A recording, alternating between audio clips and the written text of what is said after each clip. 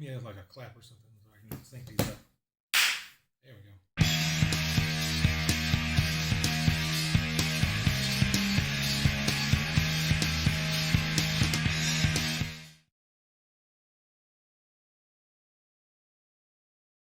So, if all of y'all saw the last episode, was it 5:30?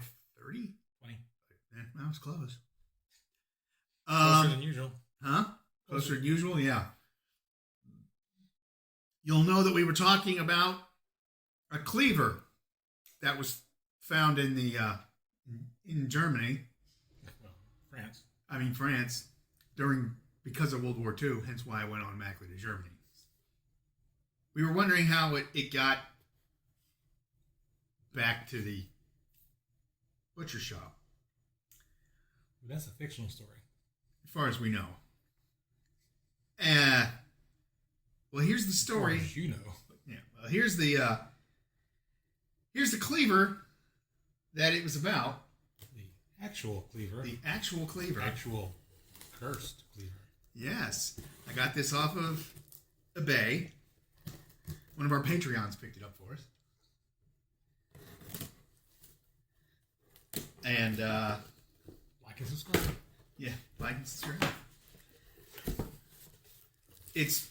I'm going to be like, pass out on the floor like next week somebody likes and subscribes the video. Yeah, I know, right? Like, this shit works. It will... Who the hell say it? Well, I used to say it all the time. It used to be part of the end. But I just stopped doing it. So... Because it's annoying. Yeah, very. It's not very well packed. And just so y'all can see, there is a massive hole in the side of the box. And no, I did not put it there. You tried to escape. Apparently. Back to the butcher shop. So, the story I was given on the actual cleaver, Never get it out on the wrapping. which I have never touched it with my hand other through.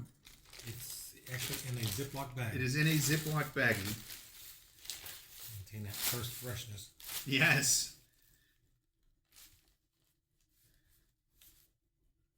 I'm trying to realign it here. It's... Well, I got my wrong glasses on, so I'm having trouble seeing the little camera. So here is the real deal.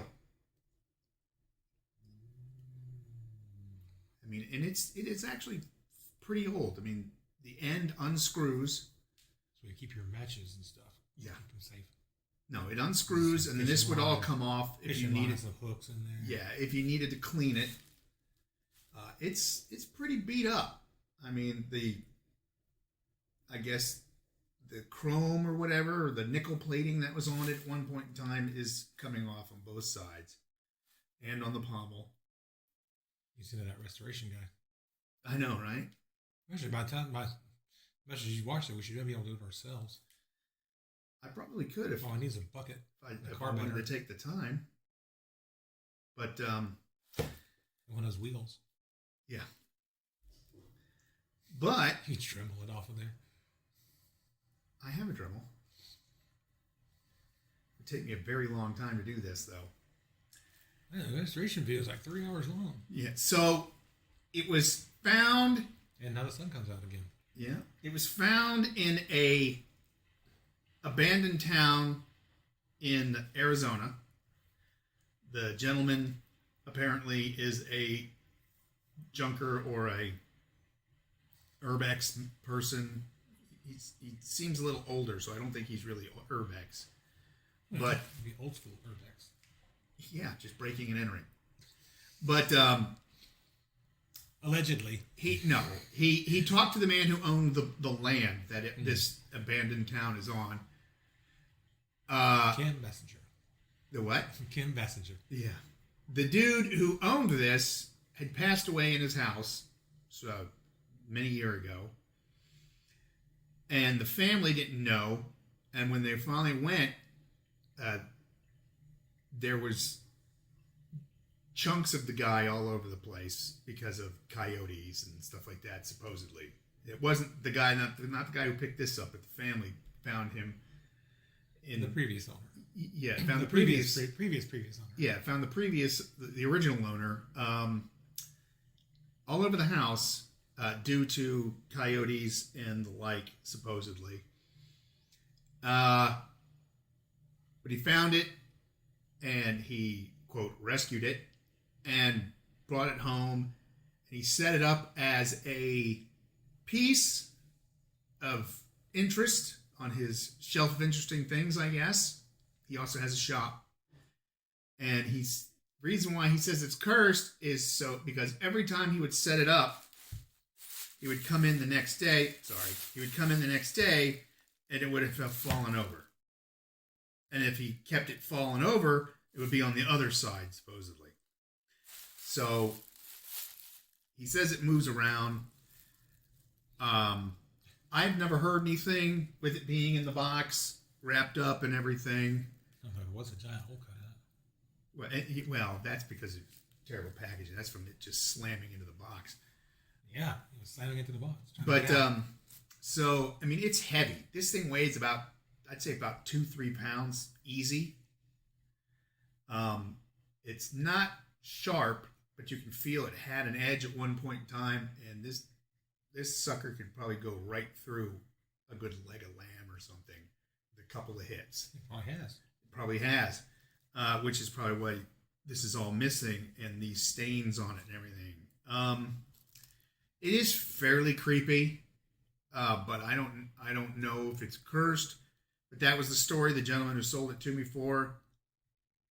I didn't spend a lot of money on it because I'm not going to do that. But I like weapons of mass destruction, of silent mass destruction. You hit somebody with that, it ain't gonna be silent. Well, no, not when you hit them, but you got to be up close and personal to do it. So, but yeah, it's a neat little piece, and I'm gonna get a display kit for it. I was saying, just in case, don't set it up on a shelf. Well, no, I'm gonna get a display. Especially a shelf you could walk under. Yeah, I know, right?